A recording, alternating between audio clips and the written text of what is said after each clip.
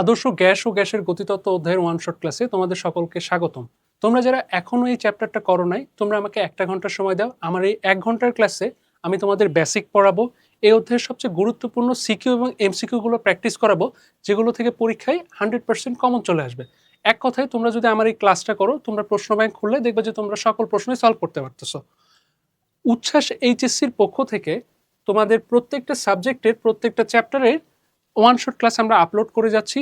তোমরা যারা ইউটিউব থেকে দেখছো চ্যানেলটা অবশ্যই সাবস্ক্রাইব করে দাও, যারা ফেসবুক থেকে দেখছো চ্যানেলটা ফলো করে দাও, আর কমেন্টে জানাও তোমরা নেক্সট কোন সাবজেক্টের কোন চ্যাপ্টারের ক্লাস চাইতেছো। আমরা খুব দ্রুতই আপলোড করার চেষ্টা করব। আমরা এবার আমাদের মেইন ক্লাসে চলে যাই। আমরা প্রথমে আজকে আদর্শ গ্যাসের যে মেইন সূত্রটা, যেটার উপর আমাদের পুরো অধ্যায়টা দাঁড়িয়ে আছে, সেই সূত্রটা দেখব।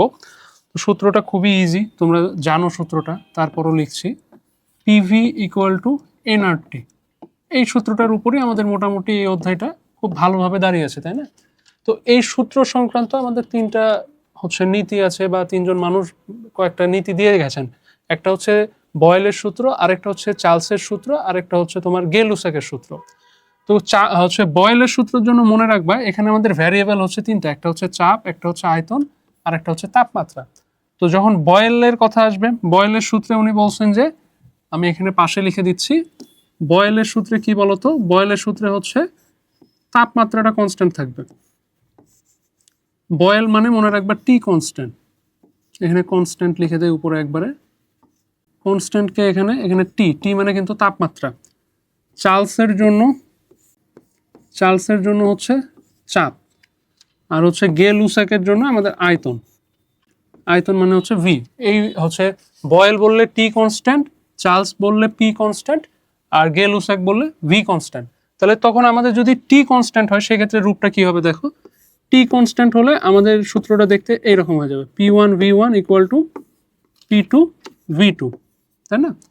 তাহলে যখন গে-লুসাকের কথা বলবে, যখন চার্লসের কথা বলবে, আমাদের হচ্ছে পি কনস্ট্যান্ট হবে। তাহলে আমার এখানে সমানুপাতিক কি হবে বলতো? ভি সমানুপাতিক টি হবে। তাহলে আমরা সেখান থেকে লিখতে পারি V1 divided by T1 equal to V2 divided by T2, এইটা। আর আমাদের যখন বলবে যে হচ্ছে আয়তন হচ্ছে কনস্ট্যান্ট, তখন কি হবে বলতো? তখন সেম, যা এবার আয়তনের জন্য করছি সেটা আবার চাপের জন্য করবো। তাহলে পি সমানুপাতিক কি হচ্ছে বলতো? পি সমানুপাতিক টি হচ্ছে, সেই ক্ষেত্রে হবে P1 divided by T1 equal to P2 divided by T2। তো আমাদের ইনিশিয়ালি এই কয়েকটা সূত্র জানলেই আমরা অধ্যায়ের মধ্যে প্রথম দিকের যে ম্যাথগুলো ইম্পর্টেন্ট আছে আমরা শুরু করতে পারবো। এই ছিল হচ্ছে আমাদের প্রথমকার দিকের আলোচনা।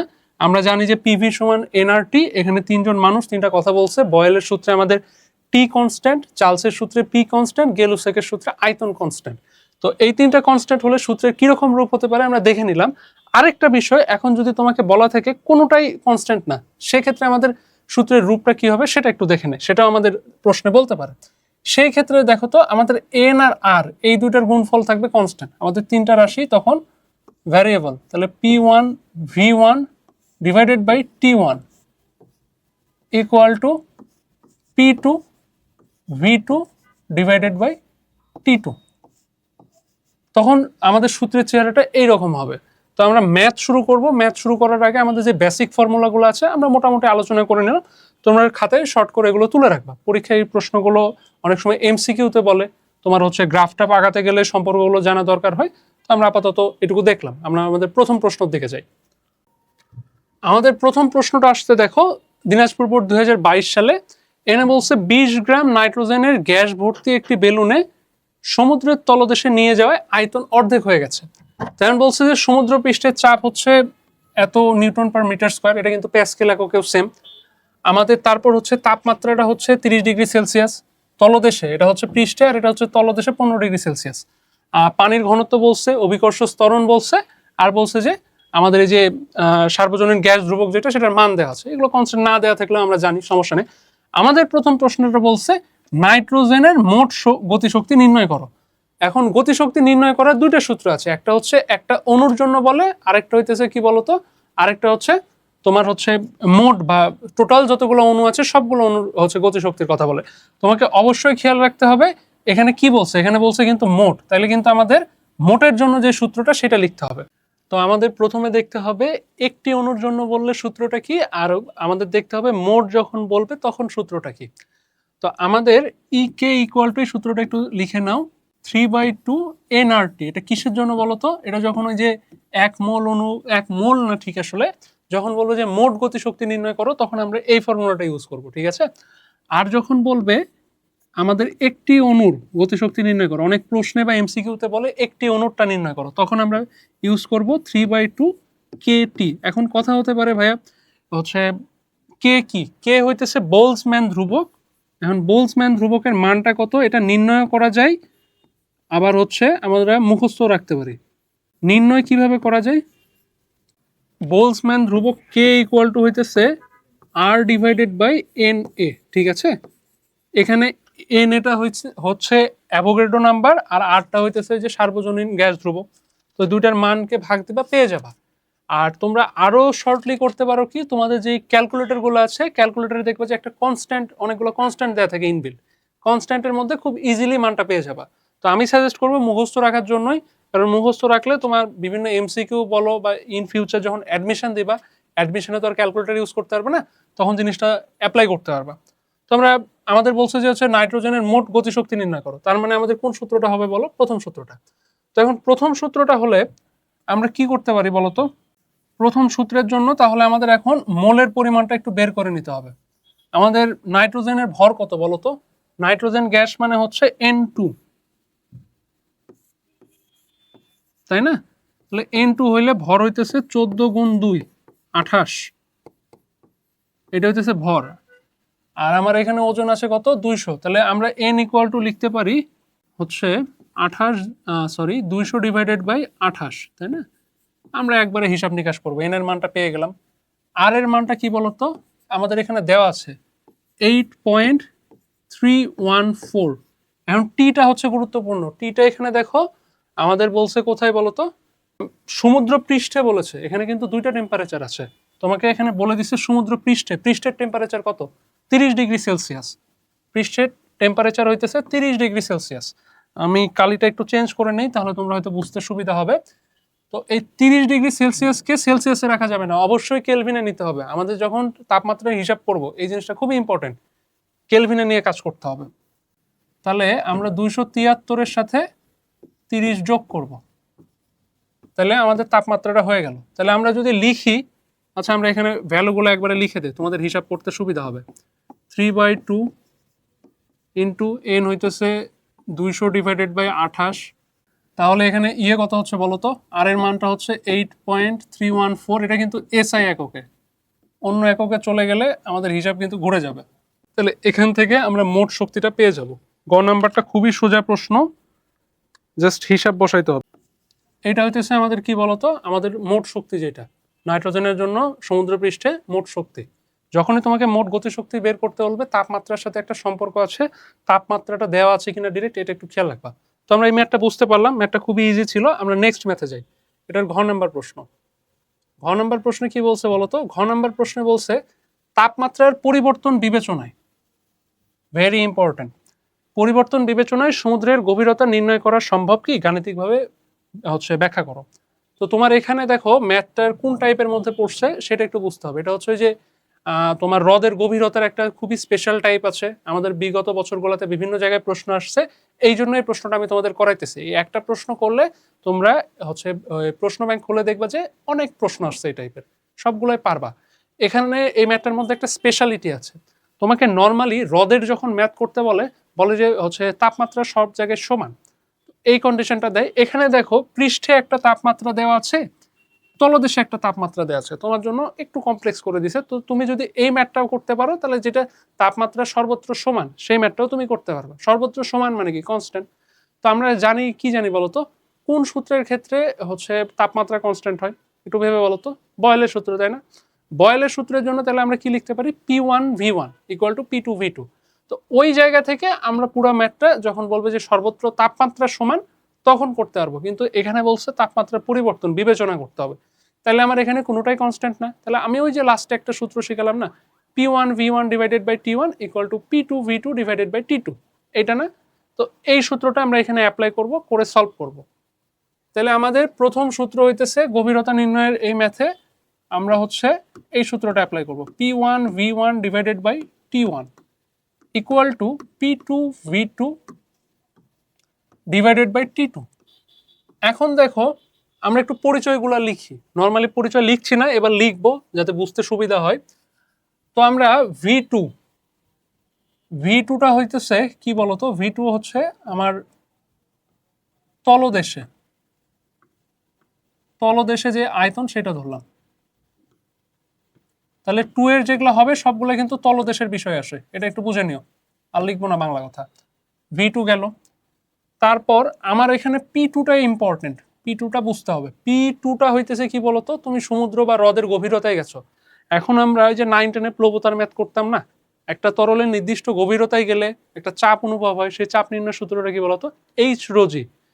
তো আমাদের যেই পৃষ্ঠে চাপটা আছে সেটার সাথে আমরা আবার এই যে তরলের যে চাপটা হইতেছে সেই চাপটা যোগ করে আমরা P2টা নির্ণয় করব। এই জায়গায় হচ্ছে এই ম্যাথটার টুইস্ট। এই জিনিসটা বুঝতে পারলে তুমি বাদবাকি ক্যালকুলেশন করতে পারবে। তাহলে P2টা হচ্ছে আমার P1 মানে আমার পৃষ্ঠে হচ্ছে যে চাপ সেইটা প্লাস এইচ রোজি। এটা অনেকে পি অ্যাটমসফিয়ার দিয়ে লেখে, কারণ যে তোমার এক বায়ুমণ্ডলীয় চাপ থাকে এই কারণে। যাই হোক আমরা এইভাবে লিখি। P2 গেল, T2টা কত বলো তো, T2 হচ্ছে আমার 15 ডিগ্রি সেলসিয়াস। তাহলে 273-এর সাথে 15 যোগ করলে কত হয়, মেবি 273 আর 10 হইতেছে 283 আর 5-এ 288, তাহলে 288 কেলভিন। ক্লিয়ার এতটুকু? তাহলে T1টাও লিখে ফেলি। T1টা আমরা দেখলাম হচ্ছে 303, কোনো সমস্যা নাই। আর এখানে আরেকটা জিনিস বলা আছে, আয়তন অর্ধেক হয়ে যায়। এই কথাটা খুবই গুরুত্বপূর্ণ। তোমার V2 ডিভাইডেড বাই V1 করলে কি হইতেছে, তাহলে আয়তন অর্ধেক হয়ে যাইতেছে। এই জিনিসটা ইম্পর্টেন্ট। আমাদের কিন্তু আয়তন দেওয়া নেই, কিন্তু আয়তনের অনুপাত দেওয়া আছে। আমাদের এখন তো মনে হইতেছে এতগুলো তথ্য দেওয়া আছে, বের করবো কোনটা?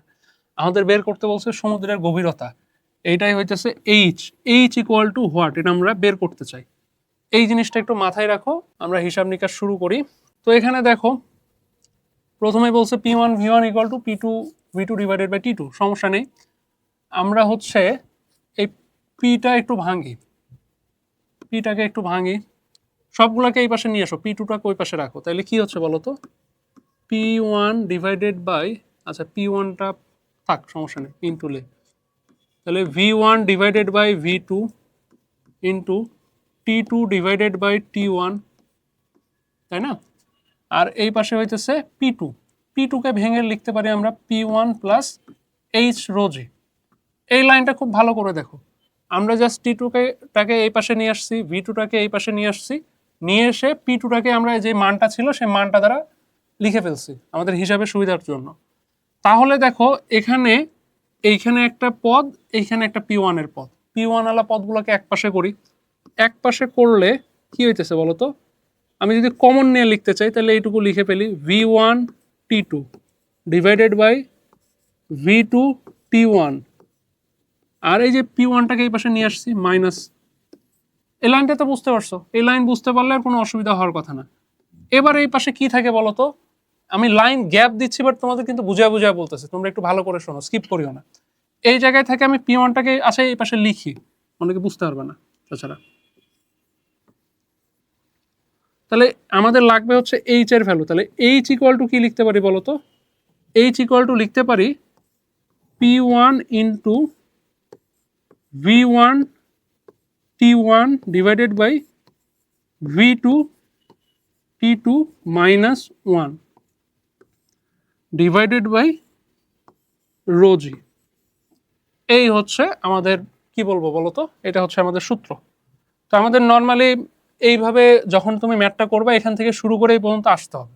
আসার পর দেখো এই যে V1 আর V2 এর যে মানটা এখানে কিন্তু দেওয়া আছে, তারপর T1 T2 তুমি জানো, তারপর রো এর মানটা তোমাকে 1000 বলে দেওয়া আছে, জি এর মানটা 9.8 তোমাকে কিন্তু বলে দেওয়া আছে। আচ্ছা আমি তাহলে এখান থেকে তাহলে এইচ ইকুয়াল টু আমি লিখতে থাকি, P1 মানে হইতেছে আমার 10⁵। অনেকে আবেগপ্রবণ হয়ে অ্যাটমসফিয়ারিক প্রেশার যেটা প্যাসকেলে বসায় দাও, কিন্তু তোমাকে প্রশ্নের দিকে খেয়াল রাখতে হবে, প্রশ্নে কি বলা আছে, প্রশ্নে যেই ভ্যালুটা থাকবে সেটাই বসাইতে হবে। তাহলে V1 বাই V2 মানে হইতেছে এখানে 2 হবে, তারপর হইতেছে তোমার T1/T2 মানে হচ্ছে উপরে হচ্ছে কত, T1 এর মান কত 303, নিচে হইতেছে 288, খুবই ভালো। আর এখানে -1 যাচ্ছে আমার, আর নিচে তো 1000 গুণ 9.8। তোমরা এই ঘনত্বের দিকেও খেয়াল রাখি, অনেক সময় ঘনত্বে এখানে মনে করো 1030 বলে দিল, চট করে 1000 বসায় দিলে ম্যাথ কিন্তু মিলবে না। বিষয়গুলো খেয়াল রাখবে প্রশ্নে কি বলছে। তাহলে এইটা হইতেছে আমাদের উত্তর। বুঝতে পারছো ম্যাথটা? আমরা কি করলাম, আমাদের ম্যাথটা শুরু হয়েছে আদর্শ গ্যাসের পিভি ইকুয়াল টু এনআরটি এই সূত্রের যে বিশেষায়িত রূপ, মানে যেখানে কোনোটাই কনস্ট্যান্ট না সেখান থেকে। তারপর আমরা দেখলাম যে V2 ইকুয়াল টু আমরা তলদেশের আয়তন ধরছি, তো সেখান থেকে P2টা কি হইতেছে বলতো, P2 হচ্ছে আমার তলদেশে গিয়ে চাপ, তলদেশে গিয়ে চাপ আমার পৃষ্ঠের চাপ প্লাস এই যে তরলের একটা নির্দিষ্ট গভীরতার জন্য যে চাপ, এই দুটো চাপের সমষ্টির সমান। এখানে এই ম্যাথটা বোঝার জিনিস। তো এইটা যদি একবার লিখে ফেলতে পারো, তারপর তোমার বাদবাকি ম্যাথ করতে খুব বেশি অসুবিধা হবে না। আশা করি ম্যাথটা বুঝতে পারছো। আমরা এবার নেক্সট ম্যাথটার দিকে যাই। আমরা এবার এই অধ্যায়ে যে সেকেন্ড টাইপের ম্যাথটা আসছে এবং সব জায়গাতে প্রত্যেক বছর আসেই, এই টাইপের ম্যাথটা শুরু করতে যাব। এটা কিসের ম্যাথ বলো তো? এটা হচ্ছে শিশিরাঙ্কের ম্যাথ এবং আপেক্ষিক আর্দ্রতা। তো শিশিরাঙ্ক এবং আপেক্ষিক আর্দ্রতা থেকে তোমাদের দুই টাইপের প্রশ্ন আসতে পারে। প্রথমে হচ্ছে শিশিরাঙ্ক নির্ণয় করো, আর একটা হচ্ছে আপেক্ষিক আর্দ্রতা নির্ণয় করো। শিশিরাঙ্কে যে ম্যাথটা থাকে, শিশিরাঙ্ক জিনিসটা কি এটা আগে অল্প করে আমরা বুঝে নিই।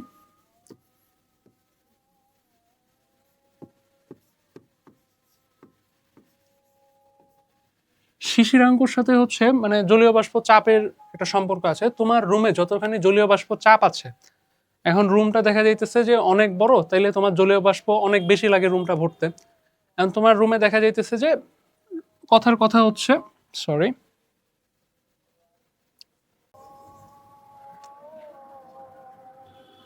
তোমার রুমে মনে করো 70 মিলিমিটার মার্কারি চাপের জলীয় বাষ্প চাপ আছে।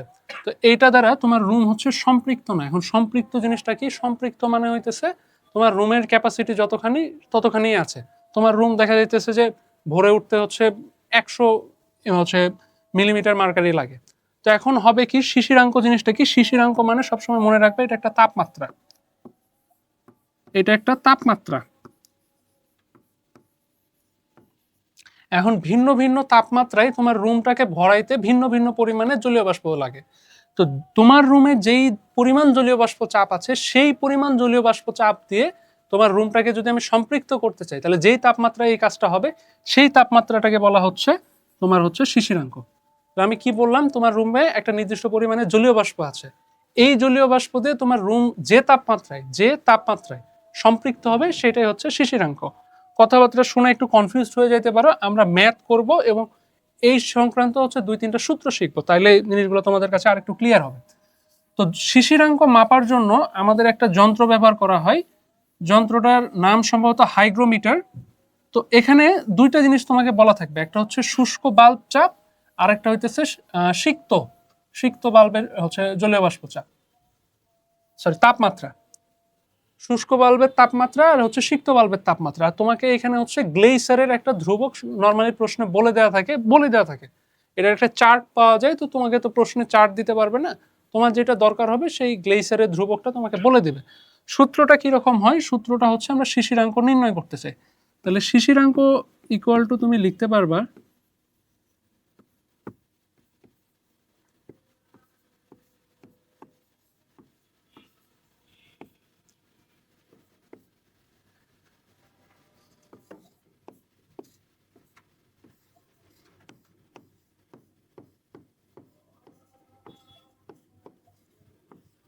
এখন এখানে পরিচয়গুলো বলে নেই। এই যে জিটা হইতেছে, এটা হইতেছে গ্লেইসারের উৎপাদক বলতে পারো বা ধ্রুবক বলতে পারো, যেটা ইচ্ছা।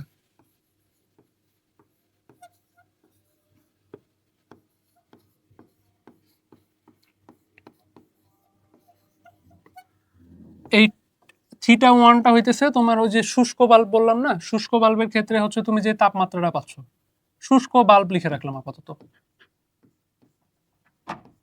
এটা হচ্ছে শুষ্ক বাল্বের তাপমাত্রা। থিটা টুটা কি বলতো? সিক্ত।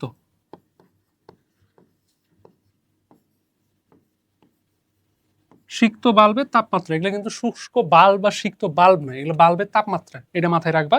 তাহলে এইটা হইতেছে আমাদের হচ্ছে কি বলতো শিশিরাঙ্ক নির্ণয়ের সূত্র। তোমাকে নর্মালি হচ্ছে জিটা প্রশ্নে বলে দেওয়া থাকবে এই শুষ্ক বাল্বের তাপমাত্রা, তারপর হচ্ছে সিক্ত বাল্বের তাপমাত্রা, এগুলো বলে দেওয়া থাকবে, শিশিরাঙ্ক নির্ণয় করতে হবে। তখন এই সূত্র ব্যবহার করে আমরা খুব সহজে গম নাম্বারের প্রশ্নে সাধারণত শিশিরাঙ্ক চাই, আমরা বের করে নিতে পারবো। এখন আরেকটা বিষয়ের কথা বললাম, সেটা হচ্ছে আপেক্ষিক আর্দ্রতা। আপেক্ষিক আর্দ্রতা জিনিসটা অনেকটা মনে করতে পারো কর্মদক্ষতার সাথে তুলনা করা যায় বলা চলে। তুমি মনে করো একটা রুমে আছো, তাই না? রুমের একটা ক্যাপাসিটি আছে, একটা নির্দিষ্ট টেম্পারেচারে ক্যাপাসিটি আছে। তো আপেক্ষিক আর্দ্রতা বিষয়টা হচ্ছে এরকম, তুমি যদি সোজা বাংলায় মনে রাখতে চাও, তোমার রুমের যে টোটাল ক্যাপাসিটি, মানে সহজে যদি মনে রাখতে চাও,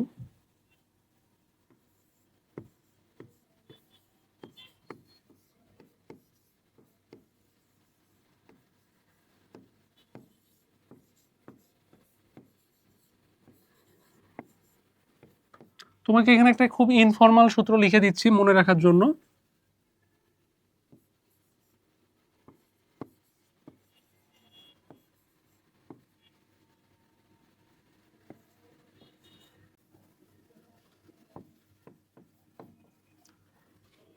এটা কি বলতো, এটা ব্র্যাকেটে লিখে রাখো, এটা হচ্ছে সর্বোচ্চ, এটা হচ্ছে সর্বোচ্চ তোমার রুমে এই পরিমাণ থাকতে পারে। আর তোমার রুমে অ্যাকচুয়ালি যা আছে সেটাকে বলা হইতেছে শিশিরাঙ্ক তাপমাত্রায় বা রুমে কক্ষে উপস্থিত লিখতে পারো।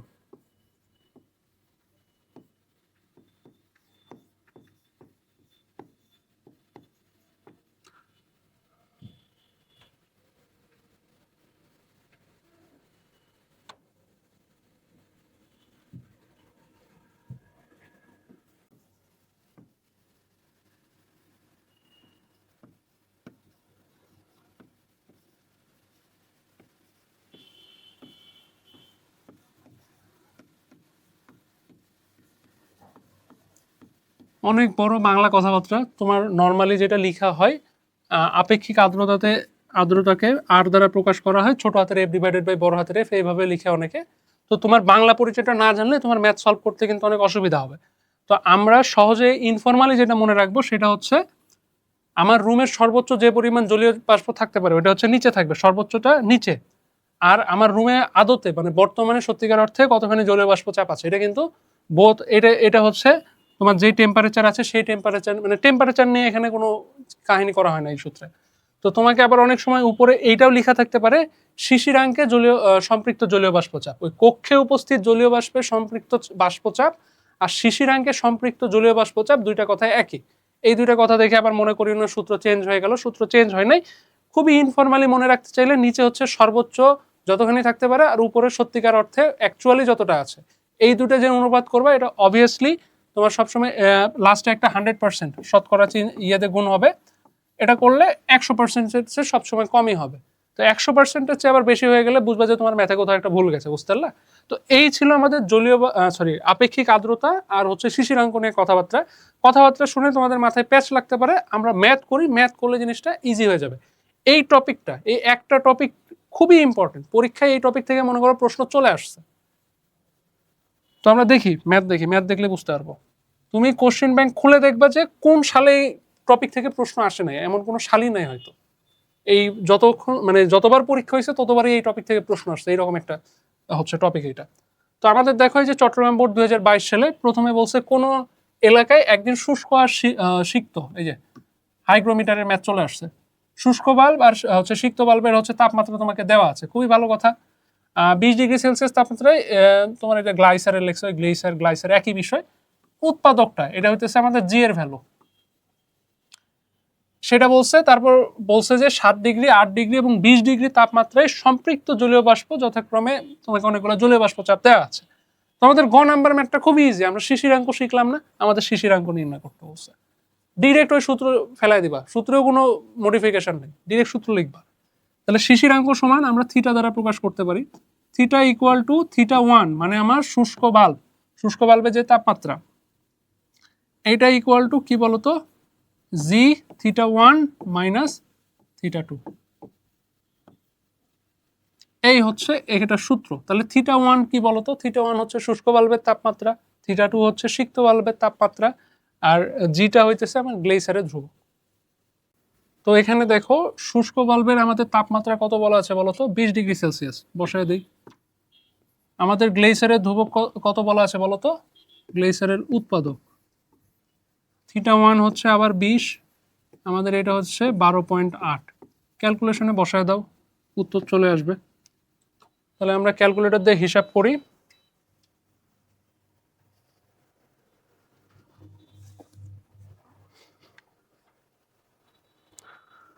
বিশ মাইনাস 1.79, আচ্ছা 76 ইন্টু 20 মাইনাস 12.8,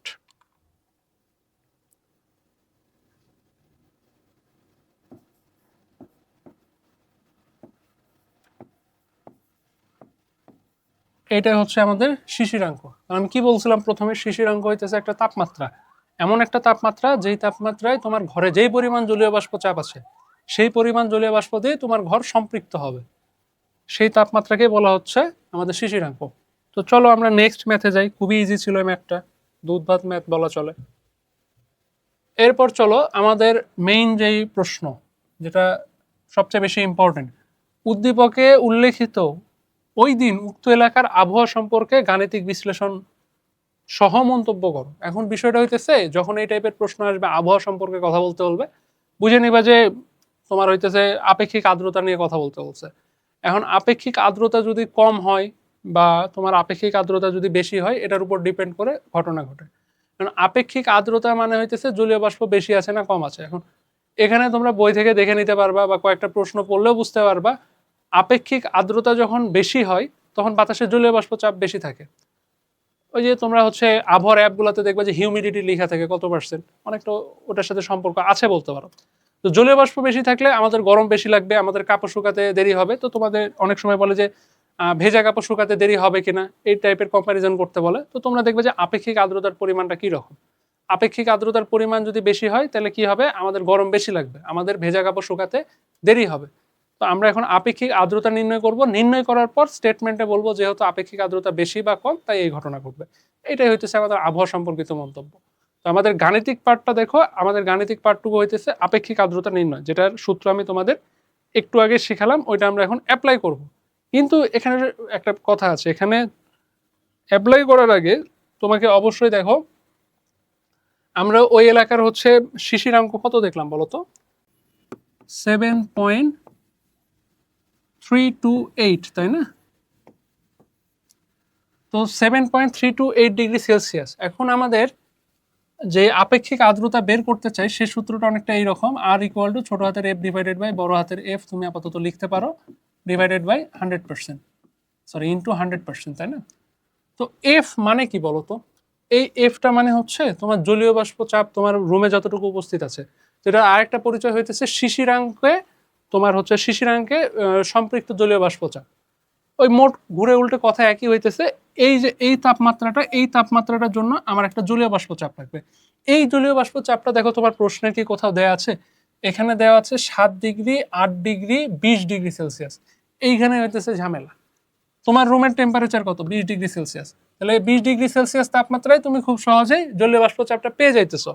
কিন্তু তোমার 7°C তাপমাত্রার জন্য মানে 7 বললেও পাইতা, কিন্তু তোমার তো 7 না, তোমার হচ্ছে 7.328°C। তো এই জায়গাটা এখন আমাদের যেহেতু ডিরেক্ট নাই, আমাদের ডাটাকে প্রসেস করতে হবে, প্রসেস করে বের করে নিতে হবে। তো আমরা এখানে কি করতে পারি বলতো? এখানে একটু বাংলা কথা লিখবা। অনেক জায়গায় শর্টে করে দেওয়া থাকে, শর্টে করলে করিও, না করাই বেটার। বোর্ডে যত তুমি দেখায় করবা স্যাররা তত খুশি হন। তো এখানে দেখো 7° কোথায় গেল? 7 আর 8-এর জন্য আমাদের কত কত দেওয়া আছে? এইটা আর হইতেছে এইটা দেওয়া আছে, তাই না? তো ঠিক আছে, এটা মিলিমিটার হয়তো মিটারে হয়ে গেছে হয়তো, যাই হোক সমস্যা নেই, একক একটা হইলে হইলো, একক নিয়ে আমাদের কনসার্ন নাই। তো এখানে দেখো আমাদের তাপমাত্রায় এখান থেকে এখানে 1° বাড়ছে, তাই না? 1° বাড়লে কি হইতেছে? আমাদের জলীয় বাষ্প চাপটাও কিন্তু বাড়তেছে। জলীয় বাষ্প চাপ বাড়ছে না? আমাদের এই যে 7.5 ছিল সেখান থেকে 8.1 হয়েছে। এই জিনিসটা লিনিয়ার একটা সম্পর্ক গঠন করতে হবে। সম্পর্ক গঠন করে আমরা আমাদের এই তাপমাত্রায়, এই যে এই তাপমাত্রাটাই হচ্ছে আমাদের এই যে এই তাপমাত্রায় হইতেছে আমরা কি করব বলতো, আমাদের যেই জলীয় বাষ্প চাপটা হয়, সম্পৃক্ত জলীয় বাষ্প চাপ, এই তাপমাত্রায় আমরা বের করতে চাই। তাহলে শিশিরাঙ্কে জলীয় বাষ্প চাপ বের করা আমাদের এই ম্যাথের মূল উদ্দেশ্য, বা মূল উদ্দেশ্যের কাছাকাছি একটা উদ্দেশ্য। তো আমরা এখানে লিখব, আমরা কি লিখব, 7 minus 8, sorry 8 minus 7 degree Celsius বা 1 ডিগ্রি সেলসিয়াস। আমরা কি করতে পারি, আমাদের বৃদ্ধি লাগবে তাই না, আমরা একটু উল্টাটা লিখি।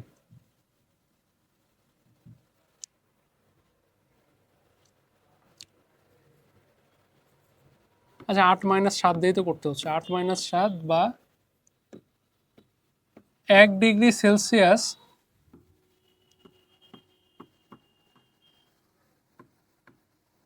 তাপমাত্রা বৃদ্ধিতে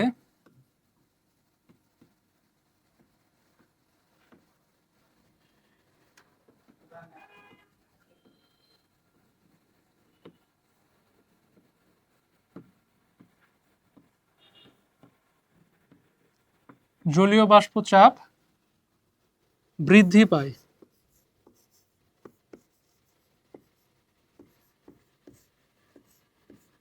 কতখানি বলতো, আমাদের এখানে যে এখান থেকে বিয়োগ করতে হবে আমাদের, তাহলে এখানে 8.1 মাইনাস 7.5 না, হ্যাঁ 7.5 ইন্টু 10⁻³ এটা হচ্ছে মিলিমিটার মার্কারি, -3 সরি, ওটা মিটার দেওয়া আছে, মিলিমিটার হবে, মিটারে এত বেশি হয় না। তাহলে আমরা কি পাইতেছি বলতো, 1 ডিগ্রি সেলসিয়াস তাপমাত্রা বাড়লে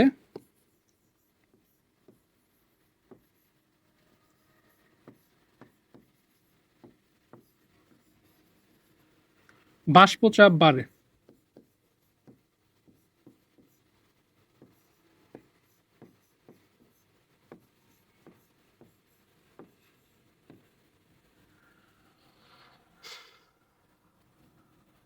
এটা কত আসতেছে বলো তো, হিসাব করো তো একটু। তাহলে এটা আসতেছে 0.6 তাই না, 0.6 ইন্টু 10⁻³ মিলিমিটার মার্কারি। তাহলে মানটা এখানে বসায় দাও, তাপমাত্রা বাড়ে হচ্ছে, আমরা এটা একটু ছোট করে নিই।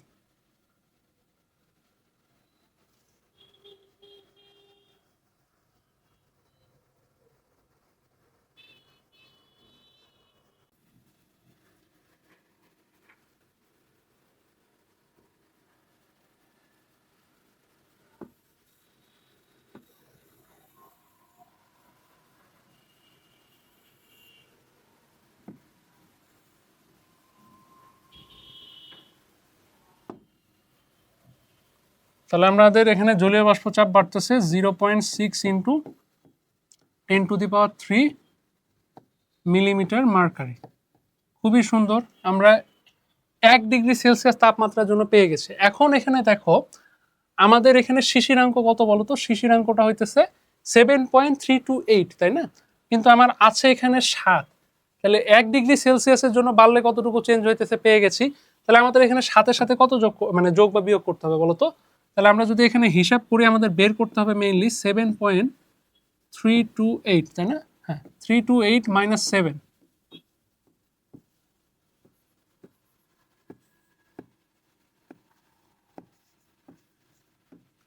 এই যে এই চেঞ্জের জন্য, এতটুকু মাত্র এতটুকু চেঞ্জের জন্য আমাদের যে তাপমাত্রার চেঞ্জটা হবে সেটা আমাদের বের করতে হবে। তাহলে আমরা করে ফেলি চলো।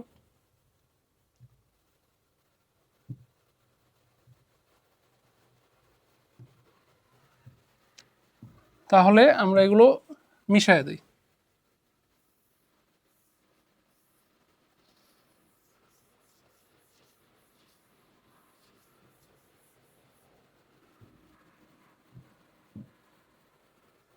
তাহলে অতএব দাও, অতএব 0.328 ডিগ্রি সেলসিয়াস তাপমাত্রা বাড়লে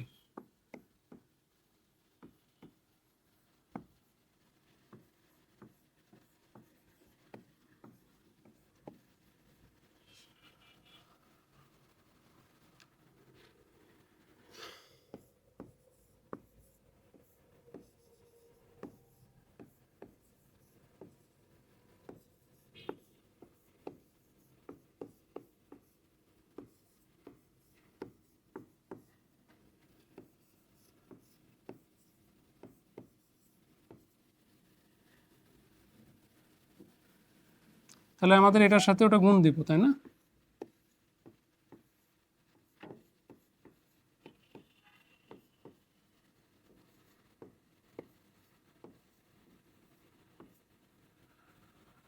তাহলে আমরা গুণ দেই, গুণ দিলে মান পাবো। এটা নিচের এটাও মিশাই দেয় আপাতত।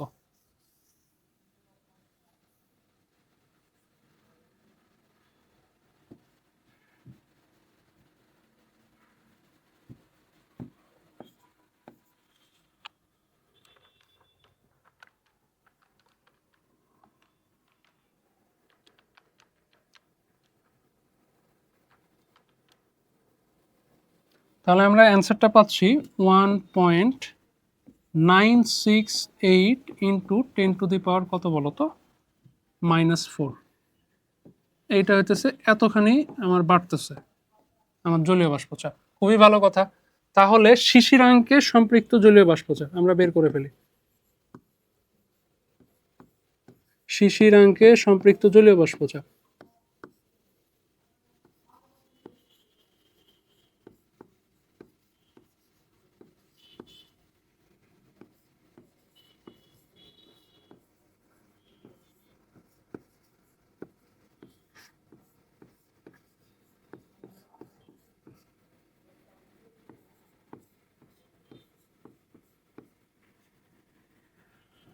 তাহলে আমার 7 ডিগ্রিতে কত ছিল বলো তো? 7.5 এর সাথে এটা যোগ করব। 7.5 ইন্টু 10⁻³ যোগ কত, 1.968 না, 1.968 ইন্টু 10⁻⁴।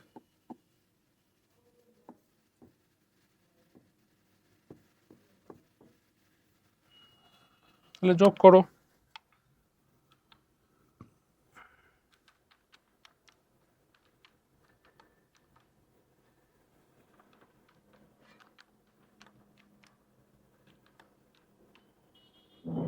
তাহলে চেঞ্জ যে খুব বেশি আসছে বিষয়টা এরকম না, তবে যেই চেঞ্জই আসুক আমি উপরে লিখি, তাহলে আমার অ্যান্সার না, এটা কেবল কাছাকাছি একটা জিনিস আসছে আমরা।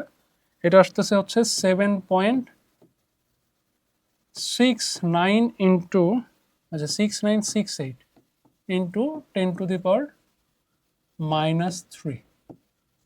Millimetre mercury. তাহলে এটা কি বলতো? এটা হইতেছে আমার শিশিরাঙ্কে সম্পৃক্ত জলীয় বাষ্পচাপ। আমরা কি বের করতে চাই বলতো?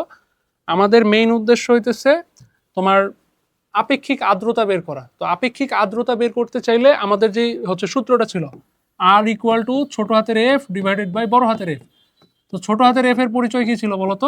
ছোট হাতের F এর পরিচয় ছিল শিশিরাঙ্কে, মানে শিশিরাঙ্কের যে তাপমাত্রা, সেই তাপমাত্রায় সম্পৃক্ত জলীয় বাষ্পচাপ কত, সেই জলীয় বাষ্পচাপটা আমরা বের করে ফেলছি। আমাদের বড়সড় একটা কাজ হয়ে গেছে। তো এরপর আমাদের কাজ হইতেছে কি বলতো? আমি যে টেম্পারেচারে, আমার রুমটা যে টেম্পারেচারে আছে, সেই টেম্পারেচারে আমার হচ্ছে যে জলীয় বাষ্পচাপটা, সম্পৃক্ত জলীয় বাষ্পচাপ, সেই সম্পৃক্ত জলীয় বাষ্পচাপ বের করা। আমাদের এখানে বের করতে হবে না, আমাদের এখানে 20 ডিগ্রি সেলসিয়াস হচ্ছে বলা আছে রুমের টেম্পারেচার। আবার এই দিকে দেখো আমাদের 20 ডিগ্রি সেলসিয়াসে কত হয় সেটা ডিরেক্ট বলেই দেওয়া আছে। তাহলে আমরা জাস্ট বসায় দিব। তাহলে আমরা আরেকটা স্লাইড দেখি, আমরা খুব কাছাকাছি চলে আসছি ম্যাথের ইন্ডের। হ্যাঁ, তো R equal to F divided by F। তোমরা এই F ডিভাইডেড বাই F এটা মুখস্থ করবে না, তোমরা বাংলা যে সূত্রটা সেটা মুখস্থ করবা, ঠিক আছে? তাছাড়া ম্যাথ করতে যায় মাথায় গোলমাল পাকায় যাবে, কোনটা লিখবা কোনটা বের করতে হবে বুঝতে পারবা না। তাহলে আমরা F এর মানটা বসাই।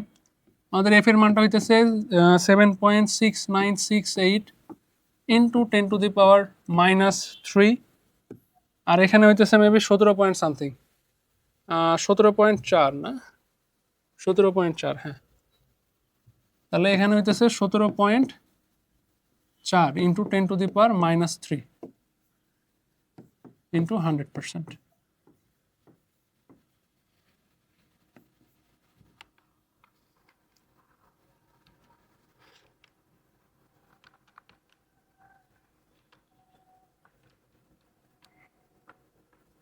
তাহলে আমরা হিসাব করলে এখান থেকে পাবো 44%, 44.23%। তাহলে দেখো আপেক্ষিক আর্দ্রতা আমরা বের করলাম। অনেক বড় ম্যাথ মনে হইতে পারে, কিন্তু ম্যাথটা কিন্তু সোজা। আমি ম্যাথের প্রথম থেকে আবার একটু আলোচনা করতেছি, তাহলে জিনিসটা বুঝতে পারবা। তোমাকে আপেক্ষিক আর্দ্রতার ম্যাথ দেওয়া থাকলে এটা একটা আদর্শ ফরম্যাট, এই ফরম্যাটেই দেওয়া থাকবে, খুব বেশি এখানে পেঁচাবে না, ম্যাথটা এমনি পেঁচানো হয়ে আছে অলরেডি, কারণ এখানে অনেক কয়টা ইনফরমেশন। তোমাকে কয়েকটা টেম্পারেচারের এরকম হচ্ছে কয়েকটা টেম্পারেচারের সম্পৃক্ত জলীয় বাষ্প চাপ দেওয়া থাকবে, কিন্তু তোমার উদ্দেশ্য হইতেছে কি বলতো, তোমার উদ্দেশ্য হইতেছে আপেক্ষিক আর্দ্রতা বের করা। এর জন্য তোমার কোন দুইটা টেম্পারেচার লাগবে, একটা হচ্ছে রুম টেম্পারেচার, আর একটা হইতেছে আমাদের কি বলতো শিশিরাঙ্ক, অর্থাৎ যে টেম্পারেচারে আমার রুমে যে জলীয় বাষ্প চাপ আছে সেই চাপ দিয়ে সম্পৃক্ত হবে। মেইন কথা হইতেছে তোমার ওই শিশিরাঙ্কের সংখ্যা মনে না থাকলেও চলবে, তোমার জাস্ট শিশিরাঙ্কটা নির্ণয় করা থাকতে হবে অথবা জানা থাকতে হবে। প্রশ্ন অনেক সময় এখানে বলে দিবে তোমাকে, গ নাম্বারে যদি কোনো কারণে নির্ণয় না করা লাগে তোমাকে বলে দেওয়া থাকবে শিশিরাঙ্ক হচ্ছে এত ডিগ্রি সেলসিয়াস। তো সেই ক্ষেত্রে করবা কি, সেই ক্ষেত্রে সমস্যা সেম জায়গাতেই দাঁড়াবে। তোমার শিশিরাঙ্ক বলুক বা রুম টেম্পারেচার বলুক, যে কোনো একটা টেম্পারেচার বা দুইটা টেম্পারেচারই হতে পারে, তোমার হচ্ছে ডিরেক্ট যে জলীয় বাষ্প চাপটা, সম্পৃক্ত জলীয় বাষ্প চাপটা সেটা দেয়া থাকবে না। তখন তুমি কি করবা, তুমি এই যে এখানকার এই লিনিয়ার সম্পর্কটা ঐকিক নিয়ম করবা। এখানে 1 ডিগ্রি সেলসিয়াস টেম্পারেচার চেঞ্জ হইলে কতটা জলীয় বাষ্প চাপ বাড়তেছে বা কমতেছে, এই প্রবণতাটা তুমি আগে বের করে নেবা। আমি এখানে যে বের করছি, এটা বের করে নেওয়ার পর দেখবা যে তোমার হয়তো যে শিশিরাঙ্ক বলা আছে সেটা মনে করো 8 দশমিক বা 7 দশমিক সামথিং বলা আছে। তো দশমিকের আগে যে পূর্ণ সংখ্যাটা আছে 7 বা 8, এটা দেখবা যে তোমার মানটা হয়তো দেওয়া থাকবে, বা এর কাছাকাছি যে মানটা আছে সেটা নিবা, সেটা নিয়ে এর পার্থক্য বের করবা। আমি যেমন এখানে আমার শিশিরাঙ্ক আসছে 7.328, তাহলে আমার 7 ডিগ্রিতে কত হয় সেটা জানি, কিন্তু এই 0.328 ডিগ্রি সেলসিয়াস বৃদ্ধির জন্য আমার কতটুকু চেঞ্জ হয়েছে এটা কিন্তু আমি জানতাম না। তো সেই চেঞ্জটার জন্য আমার হচ্ছে হিসাব নিকাশ করে, কোনো জটিল হিসাব কিছুই না, এই হিসাব তুমি পারো, এই হিসাব হইতেছে ঐকিক নিয়মের হিসাব। ঐকিক নিয়মে হিসাব করে আমার এইটুকু তাপমাত্রা বাড়ার জন্য কতখানি জলীয় বাষ্প চাপ বাড়ছে সেটা বের করছি, বের করে যোগ করে দিছি। তোমার অনেক গাইড বইতে, অনেক টেস্ট পেপারে দেখবা যে ডিরেক্ট ছোট করে সলভ করা আছে। আমার পরামর্শ থাকবে ছোট করে সলভ না করা। তোমার টিচার চাইবে তুমি ভেঙে ভেঙে ম্যাথটা করো, ম্যাথটা ভেঙে ভেঙে করারই একটা ম্যাথ, তোমাকে সেই ম্যাথ দেওয়া হয়েছে, তুমি স্টেপ বাই স্টেপ করবে। এতে সুবিধা হবে কি, তোমার একটা 4 মার্কের প্রশ্ন, তোমার প্রত্যেকটা স্টেপে কিছু না কিছু মার্ক থাকবে। তুমি যদি একবারে শর্টকাট মারতে চাও, একবারে ছোট করে করতে চাও, তাহলে ভুল গেলে একবারে পুরাটাই যাবে। তোমার যখন ওই ভেঙে ভেঙে করবা, কোনো একটা স্টেপে ভুল গেলে তোমার ভুল কোথায় গেছে এটা বের করতে কিন্তু সুবিধা হবে। তো এই টাইপের ম্যাথগুলো আসবেই, বুঝতে পারলে, এই টাইপ আসা মিস নাই। তো এই টাইপের ম্যাথগুলো প্র্যাকটিস করো, প্র্যাকটিস না করলে দেখবা যে পরীক্ষার হলে যায় সূত্র মনে আছে কিন্তু ম্যাথ সলভ করতে পারতেছো না, বিভিন্ন কমপ্লেক্সিটির সম্মুখীন হবে, যেটা বাসায় আগে থেকে করলে হবে না। আমার পরামর্শ থাকবে এই টাইপের ম্যাথগুলো তোমার টেস্ট পেপার হোক, গাইড বই হোক, প্রশ্ন ব্যাংক হোক, যেখান থেকে পারো প্রশ্ন বের করে সলভ করতে শুরু করে যায়। আমরা এই টাইপের আরেকটা ম্যাথ সলভ করব, চলো সেটা শুরু করা যায়।